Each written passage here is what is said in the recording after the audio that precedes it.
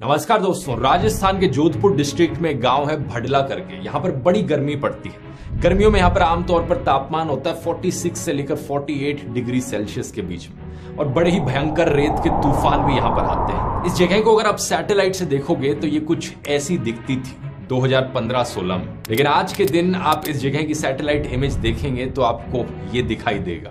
Bhadla solar park, क्या आप जानते हैं दोस्तों, ये ना सिर्फ इंडिया में बल्कि पूरी दुनिया में सबसे बड़ा सोलर पार्क है। 14,000 एकड़ की जमीन पर, यानी ऑलमोस्ट 56 स्क्वायर किलोमीटर जमीन पर यहाँ सोलर पैनल्स लगाए गए हैं। जब आप इस सैटेलाइट व्यू से थोड़ा जूम इन करके जूम आउट करेंगे तब आपको अंदाजा होगा कि एक्चुअली में है कितना बड़ा। ये इतना बड़ा है कि आधा पेरिस का शहर इसमें फिट बैठ जाएगा। इसकी टोटल कैपेसिटी है 2245 मेगावाट्स की, यानी ये एक सिंगल सोलर पार्क इतनी बिजली प्रोड्यूस कर सकता है कि पूरे कोलकाता शहर की बिजली रिक्वायरमेंट पूरी हो जाएगी। इमेजिन करके देख सकते हो। ऐसे बड़े सोलर पावर प्लांट्स आपको सोलर एनर्जी की पोटेंशियल दिखाते हैं। अगर इंडिया से बाहर बात करें तो मोरक्को देश को वर्ल्ड लीडर माना जाता है सोलर एनर्जी के मामले में। पूरे देश में करीब 20% बिजली जनरेशन सोलर एनर्जी से होती है, और दुनिया का largest concentrated solar power plant आपको मोरक्को में मिलेगा। कॉन्सेंट्रेटेड का मतलब है ऐसे सोलर पावर प्लांट जो सनलाइट से हीट जनरेट करते हैं, सनलाइट को एक तरफ कॉन्सेंट्रेट करके इन ट्यूब्स में, जो आपको ट्यूब सामने दिख रही हैं, और इस थर्मल एनर्जी से बाद में बिजली प्रोड्यूस होती है। दूसरी तरफ जो नॉर्मल सोलर पैनल्स होते हैं वो फोटोवोल्टाइक सोलर पैनल्स होते हैं, जैसे कि जो राजस्थान में लगे हुए हैं, वो सीधा सनलाइट को इलेक्ट्रिकल चार्जेस में कन्वर्ट करते हैं। लेकिन एक इंटरेस्टिंग सवाल यहां पर ये उठता है कि ऐसे बड़े सोलर प्रोजेक्ट्स को हम कितना बड़ा और बना सकते हैं। क्या हम ऐसा कर सकते हैं कि पूरे रेगिस्तान को सोलर पैनल से ही भर दिया जाए?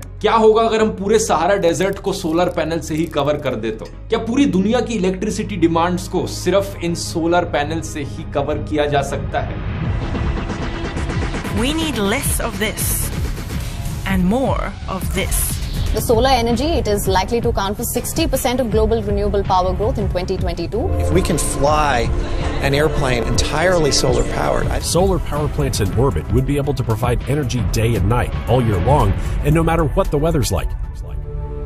एक्चुअली दोस्तों, रियलिस्टिकली बात करें तो पूरी दुनिया की बिजली की जरूरतें पूरी करने के लिए हमें पूरे सहारा रेगिस्तान को सोलर पैनल से कवर करने की भी जरूरत नहीं है। धरती पर इतनी ज्यादा सोलर एनर्जी पड़ती है कि आप यकीन नहीं करोगे। हर समय 173,000 टेरावाट सोलर एनर्जी धरती पर पड़ती है, और ये पूरी दुनिया की टोटल एनर्जी कंजम्पशन से 10,000 गुना ज्यादा है। अनुमान लगाया गया है कि धरती पर पड़ने वाली सनलाइट सिर्फ 1.5 घंटे के लिए पूरी दुनिया की साल भर की एनर्जी कंजम्पशन पूरी कर सकती है। तो इसका मतलब है कि काफी छोटे एरिया पर सोलर पैनल्स लगाने से ही दुनिया की सारी जरूरतें पूरी हो जाएंगी। अब यहाँ पर कितने छोटे एरिया की बात करी जा रही है, एग्जैक्टली कितनी जमीन पर सोलर पैनल्स लगाने पड़ेंगे, इसको लेकर एक एस्टिमेट निकाला था एक औरत नाडीन मे ने अपनी रिसर्च थीसिस में साल 2005 में। उन्होंने कहा नॉर्थ अफ्रीका के हिस्से में अगर आप जूम इन करोगे, इतने छोटे से एरिया में, ये जो रेड स्क्वायर दिखने लग रहा है, यहाँ पर अगर आपने सोलर पैनल्स लगाए तो पूरे यूरोप की जितनी बिजली की जरूरतें हैं वो सारी पूरी हो जाएंगी। इससे थोड़ा सा बड़ा स्क्वायर बनाया जाए, एक ऐसा स्क्वायर जिसका साइज हो 254 किलोमीटर बाय 254 किलोमीटर, सिर्फ यहाँ पर लगाए गए सोलर पैनल्स काफी होंगे पूरी दुनिया की बिजली की जरूरतें पूरी करने के लिए। है ना बहुत ही माइंड ब्लोइंग चीज। लेकिन ये एस्टिमेट थोड़ा पुराना है, 2005 में किया गया था। तब से लेकर अब तक बहुत ज्यादा डिमांड बढ़ चुकी है दुनिया भर में, तो इससे थोड़ा और ज्यादा रियलिस्टिक एस्टिमेट बनाया गया जो कि कुछ ऐसा दिखता है। ये आपको मिल जाएगा landartgenerator.org वेबसाइट पर। इसमें अजम्पशंस लगाए गए हैं कि यहां पर लगाए गए सोलर पैनल्स की एफिशिएंसी होगी 20%। इस एस्टिमेट में दुनिया के सिर्फ एक जगह पर सोलर पैनल्स नहीं लगा रखे, बल्कि दुनिया में अलग अलग जगहों पर छोटे छोटे स्क्वायर्स आपको दिख रहे हैं, थोड़ा और डिस्ट्रीब्यूट कर दिया है, और कहा है कि इन जगहों पर अगर इतने बड़े बड़े साइज के सोलर पावर प्लांट्स बनाए जाएंगे तो पूरी दुनिया की रिक्वायरमेंट्स पूरी हो जाएंगी। और क्या अजम्पशंस लिए यहाँ पर ये कैलकुलेशन करते वक्त, और एग्जैक्ट कैलकुलेशंस क्या है, अगर आप ये जानना चाहते हैं तो इस वेबसाइट का लिंक मैं नीचे डिस्क्रिप्शन में डाल दूंगा, आप जाकर देख सकते हैं। लेकिन कुल मिला के बात यह है कि करीब 5 लाख स्क्वायर किलोमीटर की जमीन हमें चाहिए होगी। इतनी बड़ी जमीन पर हमें सोलर पैनल्स लगाने होंगे दुनिया भर की एनर्जी डिमांड मीट करने के लिए। 5 लाख स्क्वायर किलोमीटर बहुत बड़ा साइज लग रहा है सुनने में, लेकिन ये मत भूलिए जो शुरू में मैंने आपको राजस्थान में दुनिया का सबसे बड़ा सोलर पावर प्लांट दिखाया था, उसका साइज था अराउंड 56 स्क्वायर किलोमीटर्स। तो दुनिया भर में 9,000 ऐसे और सोलर पावर प्लांट्स बनाए जाएंगे तो काम हो गया। यहाँ पर सिर्फ इंडिया की बात करें तो इंडिया की जो पीक इलेक्ट्रिसिटी डिमांड है 9 जून 2022 को देखी गई थी एट रिकॉर्ड ऑफ 210,793 मेगावाट्स, यानी अप्रोक्सीमेटली 2 लाख मेगावाट। और हमने क्या देखा, वो जो राजस्थान वाला सोलर पावर प्लांट है वो तो 2000 मेगावाट से ज्यादा ही जा रहा है। यानी सिर्फ इंडिया की जरूरतें पूरी करने के लिए वैसे ही 100 और पावर प्लांट्स बना दें हम इंडिया में, तो अपने देश की भी सारी बिजली की जरूरतें पूरी हो जाएंगी सिर्फ सोलर एनर्जी का इस्तेमाल करके। अच्छा, एक बार वो दुनिया वाले एस्टिमेट पर वापस आए, वो जो 5 लाख स्क्वायर किलोमीटर वाला एस्टिमेट है, तो कुछ बड़े इंटरेस्टिंग कंपैरिजंस हमें देखने को मिलते हैं। अमेरिका में जो हाईवेज बिछाए गए हैं, अगर जो टोटल एरिया आप सारे हाईवेज का देखोगे वो निकल के आता है अराउंड 94,000 स्क्वायर किलोमीटर, यानी ये करीब 20% हो गया उस 5 लाख की जरूरत तक का। और अमेरिका भी अपने आप में करीब दुनिया की 20% एनर्जी कंज्यूम करता है। इसका मतलब ये हुआ कि अमेरिका ने जितना पैसा स्पेंड किया है सड़कें बिछाने में गाड़ियों के लिए, उतने ही एरिया पर अगर सोलर पैनल्स लगाए जाएं तो अमेरिका की सारी बिजली की डिमांड सिर्फ सोलर एनर्जी से ही पूरी हो जाएगी। ऐसा ही एक बड़ा इंटरेस्टिंग कंपैरिजन है गोल्फ कोर्सेज के साथ। एक टिपिकल गोल्फ कोर्स का साइज होता है 1 स्क्वायर किलोमीटर। दुनिया भर में आज के दिन करीब 40,000 गोल्फ कोर्सेज हैं, यानी उन गोल्फ कोर्सेज की जगह अगर सोलर फार्म्स बनाए जाए तो ऑलमोस्ट 10% रिक्वायरमेंट तो यहीं पूरी हो गई। तो जाहिर सी बात है, सुनने में बहुत अच्छा लगता है ये प्लान। अगर इतना ही अच्छा है तो दुनिया भर की सरकारें कर क्यों नहीं रही? क्योंकि ऑब्वियसली दोस्तों, जब हम प्रैक्टिकली सोचने लगते हैं तो कई और प्रॉब्लम्स हैं जो सामने आती हैं। सबसे पहली हो गई जियोपॉलिटिक्स की प्रॉब्लम।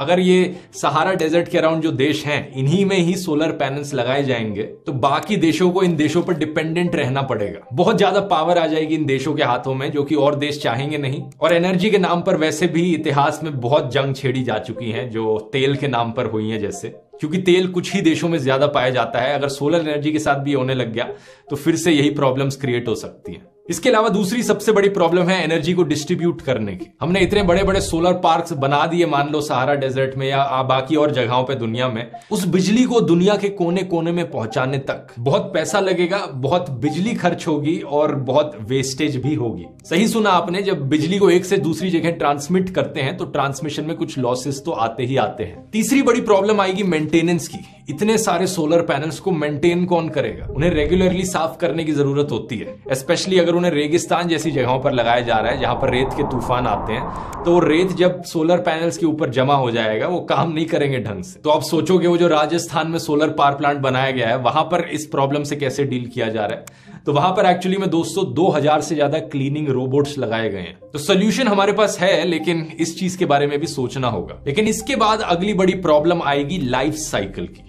ऐसा तो है नहीं कि एक बार सोलर पैनल्स लगा दिए तो अगले हजारों 10,000 सालों तक वो बिजली प्रोड्यूस करते रहेंगे। इन सोलर पैनल्स का एक लाइफ स्पैन होता है जो कि आमतौर पर 25 साल का होता है। तो 25 साल तक हमें ये इलेक्ट्रिसिटी एनर्जी मिलेगी, उसके बाद हमें इन्हें रिप्लेस करना पड़ेगा। बहुत सारे रिसोर्सेज खर्च होंगे, बहुत सारा पैसा लगेगा। और पैसों की बात करते हुए सबसे बड़ी प्रॉब्लम जो सामने खड़ी है वो तो पैसों की ही है। क्यों नहीं हम पूरे देश में इस राजस्थान सोलर पावर प्लांट के साइज के ही 100 और पावर प्लांट्स बना देते?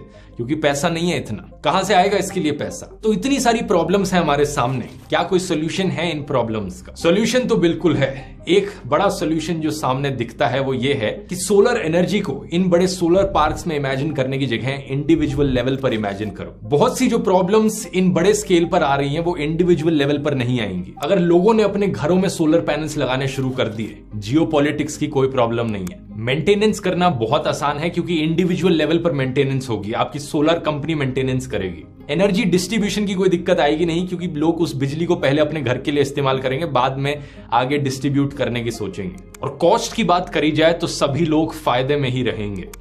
आज की डेट में रूफटॉप सोलर से सस्ती बिजली नहीं है। चाहे आप इंडिया की किसी भी स्टेट में रहते हो, अगर आपके घर के ऊपर रूफटॉप सोलर लगाने की जगह है तो आपको बहुत फायदा होगा। तो इंडिविजुअल सोलर सिस्टम्स की बात करें दोस्तों, ये दो टाइप्स के होते हैं, एक है ऑन ग्रिड और दूसरा है ऑफ ग्रिड। ऑन ग्रिड का मतलब है कि आपने जो अपने घर में सोलर सिस्टम लगा रखा है वो ग्रिड से कनेक्टेड है। नेट मीटरिंग की फैसिलिटी इसमें आपको मिलती है। मतलब जब धूप निकली हुई है, जो भी बिजली आपके सोलर पैनल्स प्रोड्यूस कर रहे हैं उससे पहले आपके घर को बिजली मिलेगी। ज्यादा बिजली बन रही है तो वो ज्यादा बिजली ग्रिड में चली जाएगी ताकि बाकी लोग इस्तेमाल कर सकें। और जब रात का समय आता है, जब आपके पास सोलर पैनल से बिजली नहीं आ रही है, तो आप ग्रिड से बिजली इस्तेमाल करते हैं। जो आप बिजली इस्तेमाल करेंगे उसकी कॉस्ट आपको भरनी पड़ेगी, लेकिन जो आप बिजली ग्रिड में देंगे उसके लिए आपको पैसे मिलेंगे। तो जो यहाँ पर नेट बना, सिर्फ वो ही आपका बिजली का बिल आएगा। इसे नेट मीटरिंग कहते हैं। दूसरा ऑप्शन है ऑफ ग्रिड सिस्टम्स। इसका मतलब है कि आपने अपने सोलर सिस्टम्स को ग्रिड से कनेक्ट नहीं कर रखा है, आपने उसे एक बैटरी से कनेक्ट कर रखा है। जब रात में सोलर एनर्जी नहीं अवेलेबल है तो बैटरी में जाकर एनर्जी स्टोर होने लग रही है और उस बैटरी का आप इस्तेमाल करते हैं अपने घर की बिजली चलाने के लिए। इस वाले में प्रॉब्लम यह है कि बैटरीज की कॉस्ट अक्सर बहुत हाई होती है, तो इसलिए ऑन ग्रिड सिस्टम लगाना ही फायदेमंद रहता है। लाइफ साइकिल की बात करें तो जैसे मैंने बताया, एक आम सोलर पैनल का एवरेज लाइफ स्पैन होता है 25 साल का। तो एक इंडिविजुअल के पर्सपेक्टिव से ये एक वन टाइम इन्वेस्टमेंट है और अगले 25 सालों तक आपको फ्री इलेक्ट्रिसिटी मिलने लग रही है। ऑब्वियसली यहां पर एक इन्वेस्टमेंट का ब्रेक इवन पॉइंट आएगा जो कि 3 से 5 साल के बीच में आ सकता है। तो पहले 3 से 5 साल आपने इन्वेस्ट किए और उसके बाद आपको इसका रिटर्न मिलना शुरू हुआ, और 5 से लेकर 25 सालों में आपको सिर्फ प्रॉफिट ही मिल रहा है। स्पेसिफिकली अगर इंडिया में बात करें तो यहां पर फायदा यह भी है कि इंडियन गवर्नमेंट की तरफ से सब्सिडीज भी मिलती हैं अप टू 94,000 रुपीज, अगर आप घर में अपने सोलर पैनल्स लगाना चाहते हो।